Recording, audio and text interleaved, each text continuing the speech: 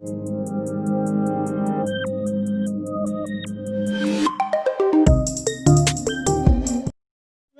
on Arrow Education Point, and in this video we will continue 12th class Flamingo book 5th lesson Indigo. This lesson is written by Louis Fischer and this lesson is an excerpt. Excerpt mean एक part है उनकी book का जो जिनका title है the life of Mahatma Gandhi. Indigo means नील है और एंशिएंट इंडिया में ब्रिटिशर जो है इंडियंस को फोर्सफुली इंडिगो फार्मिंग करने के लिए कहते थे. इस लेसन की सेटिंग 1917 की है जब India under the rule of British था. और इस लेसन में बताया गया है कि how the Champaran episode helped Mahatma Gandhi to get freedom for India, कि चंपारण के जो एपिसोड हुआ था वो महात्मा गांधी को कैसे हेल्प करता है इंडिया को फ्रीडम दिलवाने. Let's proceed in the lesson. यहाँ पर लुईस फिशर बताते हैं कि 1942 में जब वो महात्मा गांधी के आश्रम सेवाग्राम में गए तो गांधी जी ने उन्हें क्या कहा था. वो बताते हैं, I will tell you how it happened that I decide to urge the departure of the British. It was in 1917. वो कहते हैं महात्मा गांधी ने कहा था, मैं आपको बताऊंगा कि किस प्रकार मैंने अंग्रेज़ों को यहाँ से डिपार्चर करने के लिए उकसाने का आग्रह किया था. और ये कब हुआ था? 1917 में. आगे राइटर बताते हैं कि महात्मा गांधी ने कहा कि दिसंबर 1916 में वो इंडियन नेशनल कांग्रेस पार्टी के एनुअल कन्वेंशन के लिए लखनऊ गए थे. तभी वहाँ पर a peasant come up to me looking like any other peasant in India, poor and emaciated and said I am Rajkumar Shukla. और गांधी जी ने बताया कि तभी वहाँ पर दूसरे इंडियन पीजेंट्स की तरह एक बहुत ही गरीब और बहुत ही लीन यानी दुर्बल लगने वाला पीजेंट मेरे पास आया और उसने कहा कि मैं राजकुमार शुक्ला हूँ. I am from Champaran and I want you to come to my district. Rajkumar Shukla ने कहा कि वो चंपारण से बिलोंग करते हैं और वो उनसे चाहते हैं कि वो उनके साथ उनके डिस्ट्रिक्ट में चलें. गांधी जी ने कहा कि उन्होंने कभी उस प्लेस के बारे में पहले कभी नहीं सुना था क्योंकि प्लेस जो है हिमालय की फुट हिल्स यानी कि तलहटी में और नेपाल बॉर्डर पर सिचुएटेड था, तो उन्होंने इसके बारे में पहले कभी सुन नहीं रखा था.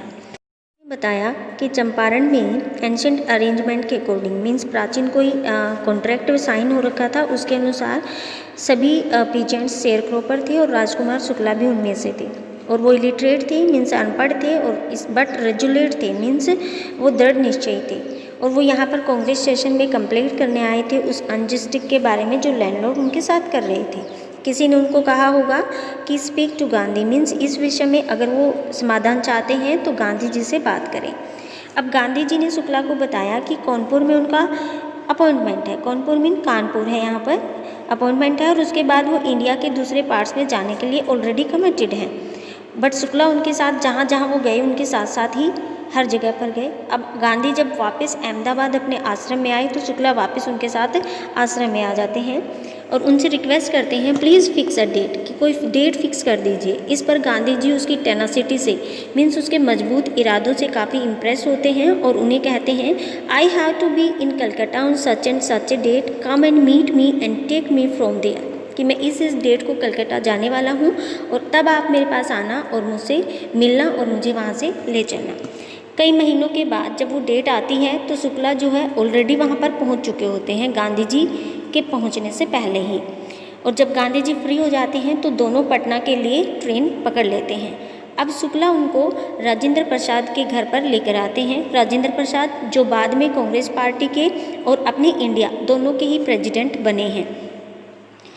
उस time Rajendra Prasad out of town होते हैं और उनके सर्वेंट शुक्ला को पहले से जानते हैं कि वो एक पुअर ह्यूमन है मीन्स एक फार्मर है जो हमेशा ही अपने उनके मास्टर को मीन्स राजेंद्र प्रसाद को पेस्टर्ड करता रहता है मीन्स परेशान करता रहता है इंडिगो शेयर क्रॉपर्स की हेल्प करने के लिए. सो उनको वो दोनों को ही वहाँ पर ग्राउंड में बैठने के लिए बोल देते हैं, बाहर ही रोक लेते हैं. इसके साथ गांधी जी बताते हैं कि उन्होंने उनके कुएं से पानी निकालने की परमिशन भी नहीं दी क्योंकि उनको लगता है कि ये दोनों ही अनटचेबल है मीन्स छुआछूत उन दिनों में इंडिया के अंदर काफ़ी प्रीवेलेंट होती है. वो भी एक तरीके से इविल जो है प्रथा ही थी, सिस्टम था जो चला आ रहा था. इसके बाद गांधी जी ने बताया कि उसके बाद हमने वहाँ से मुजफ्फरपुर जाने का डिसीजन किया और इसके लिए उन्होंने JB कृपलानी जो आर्ट्स कॉलेज मुजफ्फरपुर में प्रोफेसर थे उनको टेलीग्राफ सेंड किया। और JB कृपलानी जब वो 15 अप्रैल 1917 को मिडनाइट वहाँ पर पहुँचते हैं तो उनको स्टेशन पर अपने बहुत सारे स्टूडेंट्स के साथ रिसीव करने के लिए ऑलरेडी वेट कर रहे होते हैं। अब गांधी वहाँ पर 2 दिन के लिए रुकते हैं और वो प्रोफेसर मालकानी जो कि एक गवर्नमेंट टीचर है किसी वहाँ के स्कूल में, उनके घर रुकते हैं। अब गांधी जी कहते हैं it was an extraordinary thing in those days. Gandhi ji commented, क्या कमेंट करते क्या है कि उन दिनों में ये काम काफ़ी एक्स्ट्रा ऑर्डनरी था, क्योंकि for a government professor to harbour man like me, कि एक गवर्नमेंट प्रोफेसर है, सर्वेंट है, और उसको मेरे घर में हार्बर करना, अपने घर में हार्बर करना मीन्स आश्रय देना, एक अजीब एक एक्स्ट्राऑर्डिनरी इवेंट था। क्योंकि in smaller localities the Indians were afraid to show sympathy for advocates of home rule, कि छोटे छोटे जो लोकेलिटीज़ थी इंडिया के अंदर वो वहाँ पर लोग मेरे जैसे होम रूल को एडवोकेट करने वाले मीन्स स्वशासन की बात करने वाले, फ्रीडम की बात करने वाले लोगों के प्रति दया नहीं रखते थे। गांधी जी और उनके मिशन की आने की न्यूज पूरे मुजफ्फरपुर और चंपारण में बहुत ही क्विकली स्प्रेड हो जाती है और चंपारण के शेयरक्रो पर पैदल और अदर कन्वेनियंस से वहाँ पर आना शुरू कर देते हैं। Convenience means other means of transportation से जो भी उन्हें अवेलेबल होता है वहाँ इकट्ठा होना शुरू हो गए अपने चैंपियन को देखने के लिए। अब मुजफ्फरपुर के लायर्स ने ब्रीफली उनको रिपोर्ट किया कि कैसे वो उनके केस को मीन्स पीजेंट्स के केस को कोर्ट में रिप्रेजेंट करते हैं और क्या उनके केस की डिटेल है और क्या उनसे वो फ़ीस चार्ज करते हैं। जब गांधी जी को पता चला कि वो उनसे काफ़ी हायर फीस चार्ज कर रहे हैं तो उन्होंने उनको काफ़ी रिव्यूक किया मीन्स डाटा, और इसके साथ ही उन्होंने कहा I have come to the conclusion that we should stop going to law courts, कि मैं इस डिसीजन पर या इस निष्कर्ष पर पहुंचा हूं कि हमें जो है कोर्ट्स लॉ कोर्ट्स में जाना अब छोड़ देना चाहिए, क्योंकि taking such cases to the court does little good, इस तरह के केसेस का कोर्ट में लेकर जाने का कोई फ़ायदा नहीं है। Where the peasants are so crushed and fear stricken, law courts are useless। वो कहते हैं कि लॉ कोर्ट्स उनके लिए बेकार हैं क्योंकि पीजेंट्स काफ़ी दबाए गए हैं और काफ़ी डरे हुए हैं। The real relief for them is to be free from fear. वो कहते हैं इनके लिए रियल रिलीफ यही है कि उनको इस भय से मुक्त करवाया जाए। अब आगे उन्होंने बताया कि जो अरेबल लैंड थी ज़्यादातर वो चंपारण की उन इंग्लिश मैन के अधीन थी और वहाँ के जो लैंडलॉर्ड थे वो उनको प्रेशराइज करते थे उस लैंड के ऊपर 15% इंडिगो की फार्मिंग करने के लिए, और इन रिटर्न वो जब उस इंडिगो को पूरा अपने अधीन कर लेते थे एज ए रेंट। और ये सब कुछ एक बहुत पहले लॉन्ग टर्म कॉन्ट्रैक्ट के माध्यम से होता आ रहा था, मीन्स बहुत पहले उनके बीच में कोई सेटलमेंट हुई थी और उसी के अधीन ऐसा वो करते जा रहे थे। अब प्रेजेंटली वहाँ क्या होता है कि लैंडलॉर्ड्स को पता चलता है कि जर्मनी ने सिंथेटिक इंडिगो डेवलप कर लिया है, मीन्स कृत्रिम नील जो है बनाना शुरू कर दिया है। देयर अपॉन तब तुरंत ही वो ऑब्टेन करते हैं एग्रीमेंट उन शेयर क्रॉपर से कि अगर आप इन 15% के अरेंजमेंट को ख़त्म करना चाहते हैं तो आपको इसके कंपनसेशन में हमें कुछ पे करना होगा और हम आपको इससे रिलीज़ कर देंगे, मुक्त कर देंगे। इसी पॉइंट पर जो है गांधी जी वहाँ पर पहुँच जाते हैं क्योंकि इन दोनों के बीच में लैंडलॉर्ड्स के बीच में और शेयर क्रॉपर्स के बीच में काफ़ी ट्रबलसम सिचुएशन क्रिएट हो रखी होती है चंपारण में। तभी गांधी जी वहाँ पर पहुँचते हैं और वो कहते हैं कि वहाँ जाकर मैंने फैक्ट्स को कलेक्ट करना शुरू किया और इसके लिए वो पहले जो ब्रिटिश लैंडलॉर्ड एसोसिएशन के सेक्रेटरी होते हैं उनके पास गए। उन्होंने कोई भी इंफॉर्मेशन देने से मना कर दिया ये कह करके कि वो आउटसाइडर हैं। उसके बाद जो वो है टिरहुट डिवीज़न के ब्रिटिश ऑफिसर कमिश्नर के पास जाते हैं और कमिश्नर उन्हें क्या कहते हैं, proceeded to bully me and advised me forthwith to leave Tirhut. वो कहते हैं उन्होंने मुझे धमकी देते हुए बात शुरू की और उसके बाद उन्हें एडवाइस किया कि तुरंत वो टिरहुट को छोड़ दें। बट गांधी जी ने टिरहुट को नहीं छोड़ा और वो वहाँ से मोतिहारी चले जाते हैं। मोतिहारी कैपिटल है चंपारण की, और उसके साथ साथ बहुत सारे दूसरे लायर्स भी वहाँ पर चले जाते हैं। रेलवे स्टेशन पर एक वास्ट मल्टीट्यूड उनका ग्रीट करता है। ग्रीट मीन स्वागत करता है, वास्ट मल्टीट्यूड बहुत बड़ा जन सैलाब, और वहाँ पर वो एक घर के अंदर अपना हेडक्वार्टर बनाते हैं और वहाँ से इन्वेस्टिगेशन कंटिन्यू रखते हैं। तभी उन्हें पता चलता है कि पास के गांव से एक पीजेंट के साथ काफ़ी माल ट्रीटमेंट चल रहा है, मीन्स उसके साथ बुरा व्यवहार किया जा रहा है ब्रिटिशर्स के द्वारा।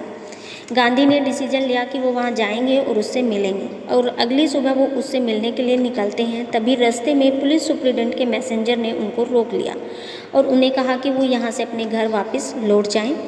गांधी जी कंप्लाइड करते हैं, सहमति दर्ज कर देते हैं और मैसेंजर उनको अपने साथ घर ले जाता है और वहाँ पर एक ऑफिशियल नोटिस उनको दे दिया जाता है, और वो नोटिस होता है टू क्विट चंपारण इमीडिएटली, कि इस चंपारण को आप तुरंत छोड़कर चले जाएं। गांधी ने नोटिस के ऊपर साइन कर दिए और एक रिसिप्ट पे ये लिख दिया कि he would disobey the order, कि वो इस ऑर्डर का डिसओबे करेंगे। इन कॉन्सिक्वेंस गांधी के ऊपर कोर्ट केस होता है और उसको समन आ जाता है अगले दिन कोर्ट में अपीयर होने के लिए। गांधी जी ने पूरी रात जागते हुए प्लानिंग की और उन्होंने राजेंद्र प्रसाद को टेलीग्राफ किया कि वो अपने इन्फ्लुएंशियल फ्रेंड्स के साथ, मीन्स अच्छे प्रोमिनेंट जो दूसरे फ्रेंड्स हैं उनको लेकर के बिहार से यहाँ पर आ जाए। इसके साथ ही उन्होंने एक इंस्ट्रक्शन अपने आश्रम में भी सेंड की और एक जो है रिपोर्ट उन्होंने वायसरॉय को भी सेंड की। अगली सुबह मोतिहारी टाउन पूरा ब्लैक हो रखा था पीजेंट से, मीन्स वहाँ पर बहुत भारी संख्या में पीजेंट्स इकट्ठे हो गए थे, क्योंकि वो उनको पता चला था कि कोई महात्मा जो उनकी हेल्प करना चाहते थे उनका अथॉरिटीज़ के साथ कोई इशू हो गया है, मीन्स कोई प्रॉब्लम्स हो गई हैं। और अब गांधी जी कहते हैं कि their spontaneous demonstration in thousands around the court house was the beginning of their liberation from fear of the British. उन्होंने कहा कि उनका जो ये स्पॉन्टेनियस डेमोन्स्ट्रेशन था, मीन्स प्रदर्शन था, हजारों की संख्या में इकट्ठे होकर के उन कोर्ट हाउस के चारों तरफ, वो उन अंग्रेजों के भय से मुक्त होने की एक शुरुआत थी। के साथ ही गांधी जी ने कहा he was giving them concrete proof that there might hitherto और dreaded unquestioned could be challenged by Indian, कि वो उनको एक कंक्रीट मीन्स पक्का सबूत दे रहे थे कि अब तक जो उनको डराया गया था और अनक्वेश्चंस रखा गया था उनके माइट को, माइट मीन इन शक्तिशाली पीजेंट्स को, वो इनको क्या कर सकते थे, चैलेंज कर सकते थे, मीन्स अपोज कर सकते थे। और गवर्नमेंट काफ़ी बैफेल्ड थी और प्रोसिक्यूटर्स ने रिक्वेस्ट की जज के साथ कि वो इस ट्रायल को पोस्टपोन कर दें। अब गांधी जी ने इस डिले को प्रोटेस्ट किया और अब वो एक स्टेटमेंट रीड करते हैं कोर्ट में। वो कहते हैं he was involve, he told the court in a conflict of duties, on the one hand not to set a bad example as a lawbreaker, on the other hand to render the humanitarian and national service for which he had come। वो कहते हैं कि मैं तो दो duties के प्रति conflict में था, द्वंद्व में था। एक साइड तो मैं लॉ ब्रेकर के रूप में अपना एग्जाम्पल सेट नहीं करना चाहता था, दूसरी तरफ मैं मानवता और राष्ट्र की सेवा करना चाहता था जिसके लिए मैं आया था। He disregarded the order to leave, not for want of respect for lawful authority, but in obedience the higher law of our being, the voice of conscience, he asked the penalty due। इसके साथ ही उन्होंने कहा कि मैंने जो जगह छोड़ने के आदेश का डिसरिगार्ड किया है वो इसलिए नहीं किया कि मैं किसी कानूनी अधिकारी का अपमान करना था, बल्कि मैं तो अपने सबसे बड़े कानून जो हायर लॉ है हमारा, उसकी हायर लॉ कौन सा है, द वॉइस ऑफ कॉन्शियसनेस, यानी अंतर आत्मा की आवाज़ की आज्ञा का पालन करना चाहता था। अब कहते हैं हालांकि मैंने जो है क्राइम किया है यानी डिसओबीडियंस किया है तो इसके लिए मुझे उचित दंड भी दिया जाए। आगे मजिस्ट्रेट कहते हैं कि वो अपना डिसीजन 2 घंटे बाद सुनाएंगे, तब तक जो है गांधी जी अपनी बेल को फर्निश करवा सकते हैं, मीन्स अपनी जमानत करवा सकते हैं। गांधी जी ने बेल फर्निश करवाने से मना कर दिया और अब जब कोर्ट रिकन्वेंट होता है, ओपन होता है दोबारा से, तब जज कहता है कि मैं अपना जजमेंट कुछ अगले दिनों तक नहीं सुनाने वाला, तब तक गांधी जी वहाँ रहने के लिए फ्री होते हैं और इस तरीके से गांधी जी वहाँ से फ्री हो जाते हैं विदाउट बेल ही। अब आगे गांधी जी बताते हैं कि बिहार से जो प्रोमिनेंट लायर आए थे जैसे राजेंद्र प्रसाद, ब्रिज किशोर बाबू, उनके साथ उन्होंने सलाह मशुरा किया, कन्फर मीन सलाह मशुरा किया और उनसे पूछा what would they do if he was sentenced to prison, कि वो क्या करते अगर उनकी को जेल हो जाती। तब उनमें से किसी सीनियर लॉ ने कहा they had come to advise and help him, if he went to jail there would be nobody to advise and they would go home. उनके सीनियर लॉयर ने कहा कि हम आपको यहाँ पर एडवाइस करने आए थे और आपकी हेल्प करने आए थे। अगर आप जेल चले जाते तो कोई नहीं होता और हम घर चले जाते। एट दिस गांधी जी उनसे पूछते हैं कि what about the injustice to the sharecroppers, तो फिर इन शेयर क्रॉपर्स के साथ जो इनजस्टिक चल रहा है, न्याय चल रहा है, उनका क्या होता। अब जो है लॉयर्स क्या कर लेता है, वहाँ से जो कंसल्ट उनका चल रहा होता है वो वहाँ से विड्रॉ कर लेते हैं, मीन्स उनसे वहाँ से विचार विमर्श करना छोड़ देते हैं। और राजेंद्र प्रसाद ने उनका जो कंसल्टेशन विचार विमर्श हुआ था उसका अपशोट निकाला, मीन्स उसका रिजल्ट निकाला।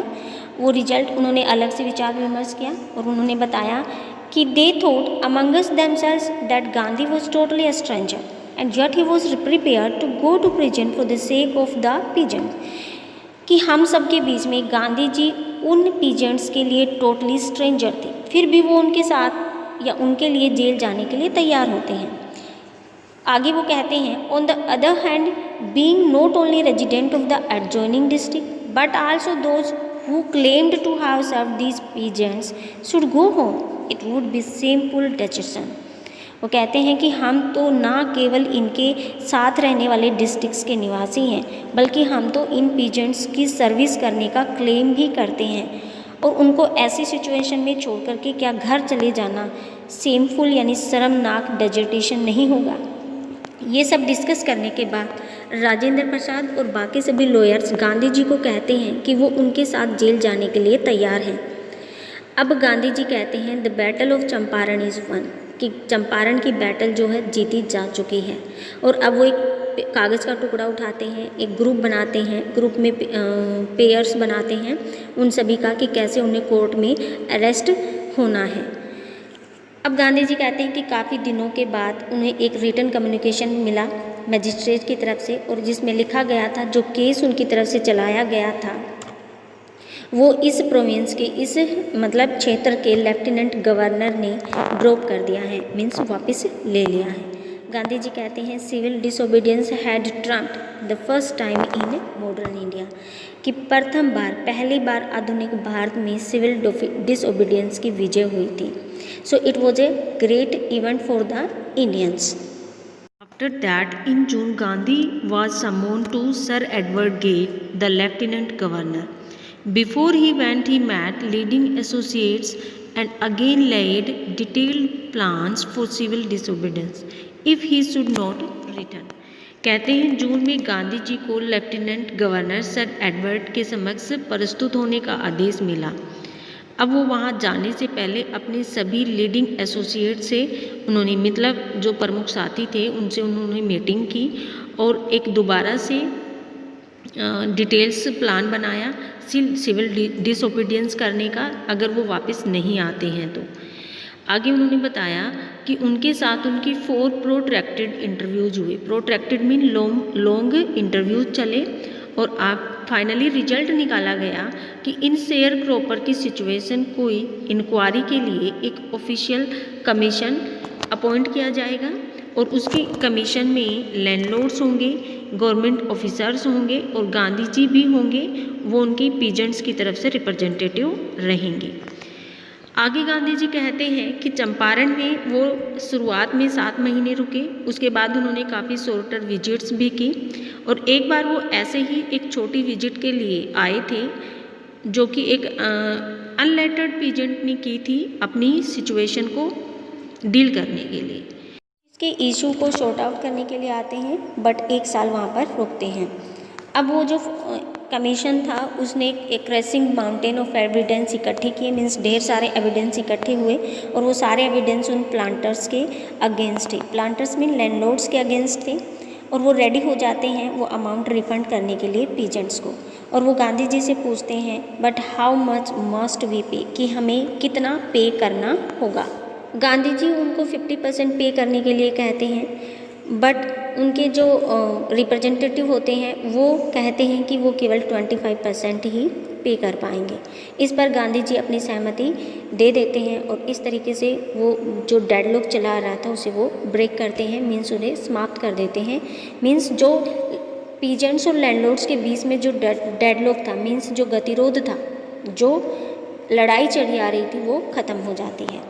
अब गांधी जी कहते हैं कि ये जो सेटलमेंट हुआ था इसको सभी ने एग्री कर लिया था, और इसके साथ ही वो कहते हैं कि वो जो रिफंड का पैसा था वो मेरे लिए इतना इम्पोर्टेंट नहीं है, ना ही इन पीजेंट्स के लिए शायद इतना इम्पोर्टेंट है, क्योंकि इम्पोर्टेंट वहाँ पर ये था कि जो लैंडलॉर्ड्स थे, जो अब तक अपने आप को सर्वे सर्वा मान रहे थे, उन्होंने पहले तो अपना पैसा सरेंडर किया है, दूसरा उसके साथ साथ अपना प्रेस्टीज सरेंडर किया है। मीन्स वो अब तक केवल उनका पीजेंट्स को अपने आप को पीजेंट का मालिक मानकर चल रहे थे, और वो अब जो है उनके सामने झुके थे।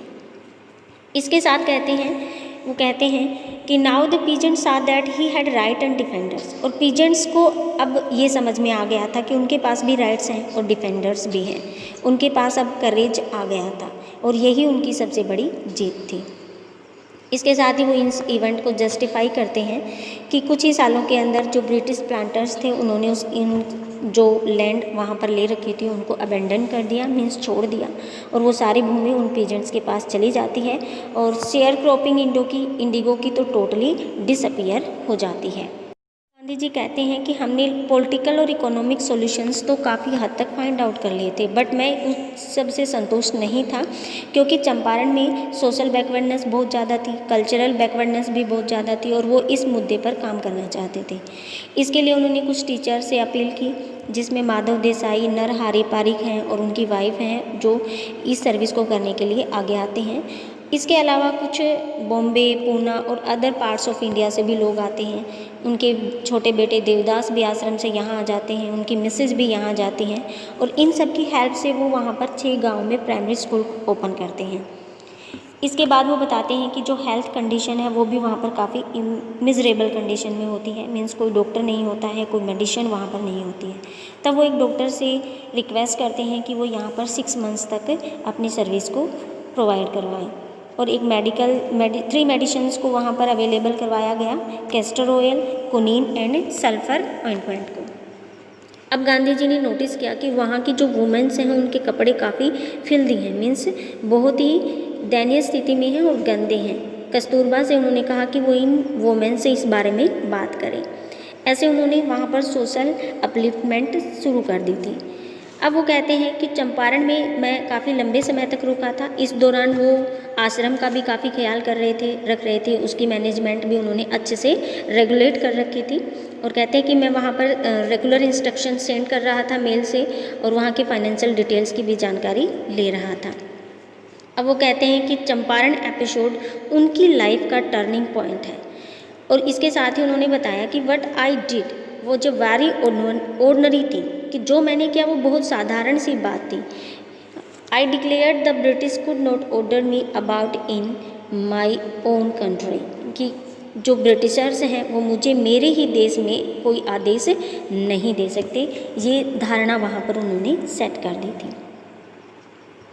अब राइटर बताते हैं this was the typical Gandhi pattern, ये गांधी जी का टिपिकल विशिष्ट गांधीवादी सिद्धांत था कि उसकी जो पॉलिटिक्स थी वो इंटरवेंड थी, मीन्स जुड़ी हुई थी प्रैक्टिकल और डे टू डे प्रॉब्लम्स के साथ, और वो डे टू डे प्रॉब्लम और प्रैक्टिकल सिचुएशन उन मिलियंस यानी कि वहाँ पर रहने वाले लाखों लोगों से जुड़ी हुई थी। वो बताते हैं कि उनकी जो लॉयल्टी थी वो एब्स्ट्रैक्शन तक ही सीमित नहीं थी, अपने सिद्धांतों तक ही नहीं थी, वो ह्यूमन बींग्स के प्रति भी लॉयल थे। आगे राइटर कहते हैं इन एवरीथिंग गांधी डिड, कि हर क्षेत्र में गांधी जी ने काम किया, but moreover he tried to mould a new free Indian who could stand on his own feet and thus make Indian free. इसके साथ ही वो कहते हैं कि उन्होंने भारतीयों को एक मोल्ड करने की कोशिश की, मीन्स एक रूप देने की कोशिश की कि वो अपने पैरों पर खड़ा हो सके, और अपने इंडिया को उन्होंने इस तरीके से आज़ाद करवाया। साथ ही एक इंसिडेंट और उन्होंने शेयर किया है कि चंपारण का जो अर्ली वर्क चल रहा था, मीन्स चंपारण में ये इशूज चल रहे थे, उस दौरान चार्ल्स फ्रेयर एंड्रयू जो कि एक इंग्लिश पैसिफिस्ट होते हैं, शांतिवादी होते हैं, और महात्मा गांधी के फॉलोवर भी होते हैं, वो महात्मा गांधी को फेयरवेल करने के लिए यहाँ पर आते हैं। उसके बाद उन्हें अपनी फिजी आइलैंड की ड्यूटीज़ के लिए जाना होता है।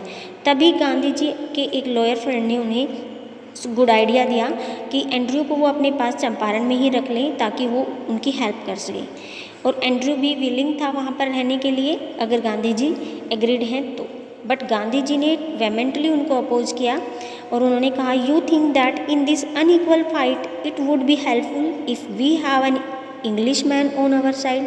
वो कहते हैं कि आपको लगता है कि इस असाधारण लड़ाई में अगर हमारे पक्ष में कोई अंग्रेज है तो वो हमारे लिए हेल्पफुल रहेगा। इसके साथ उन्होंने कहा this shows the weakness of your heart, कि ये तुम्हारे हृदय की वीकनेस को दिखाता है। द कोज इज जस्ट, और इसका कारण सिंपल है, you must rely upon your self, कि तुम्हें अपने आप पर भरोसा होना चाहिए। किसके लिए? टू विन द बैटल, इस लड़ाई को जीतने के लिए। You should not seek a proof in mister Andrews because he happens to be an Englishman, कि तुम्हें मिस्टर एंड्रू के इसलिए हेल्प नहीं लेनी चाहिए क्योंकि वो एक इंग्लिश मैन है, अंग्रेज है। अब राजेंद्र प्रसाद कमेंट करते हैं he had read our minds correctly, कि उन्होंने हमारे दिमाग को बिल्कुल सही रीड किया था। And we had no reply, और हमारे पास कोई जवाब नहीं था।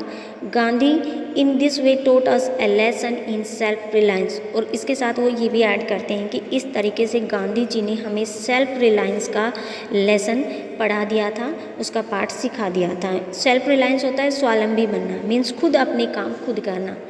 अब आगे राइटर कहता है कि self reliance, Indian independence and help to sharecroppers were all bound together, कि सेल्फ रिलायंस मीन्स उनके अंदर स्वावलंबन आ गया था, इंडियन इंडिपेंडेंस भारतीय स्वतंत्रता, और शेयर क्रॉपर्स की हेल्प करना, ये सब एक दूसरे से बंधे हुए हैं। इसके साथ ही ये लेसन यहाँ पर ख़त्म होता है। अब हम आगे इसके वर्ड मीनिंग देख लेते हैं।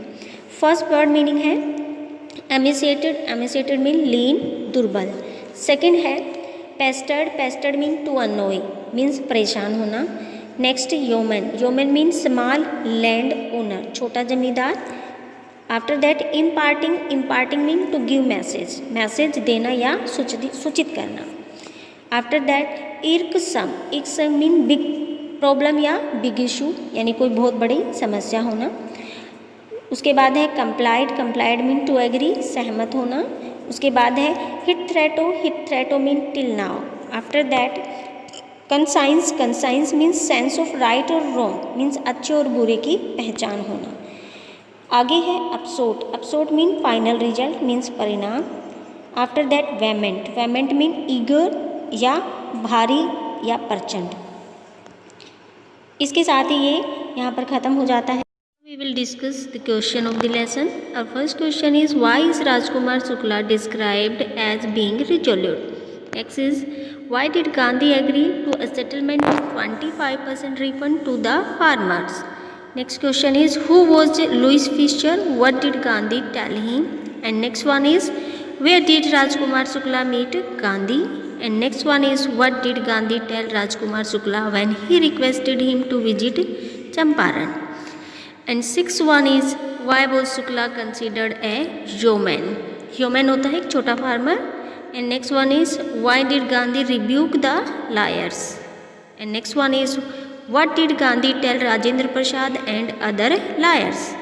And next one is how was the Champaran episode the first victory of civil disobedience in modern India. Very important question है। Next one is why did you think Gandhi considered the Champaran episode to be a turning point in his life? So students, note down all these questions in your notebook, and if you like this video then please share and subscribe my channel, and I will soon appear with new video. Till then, bye bye, keep understanding, keep watching.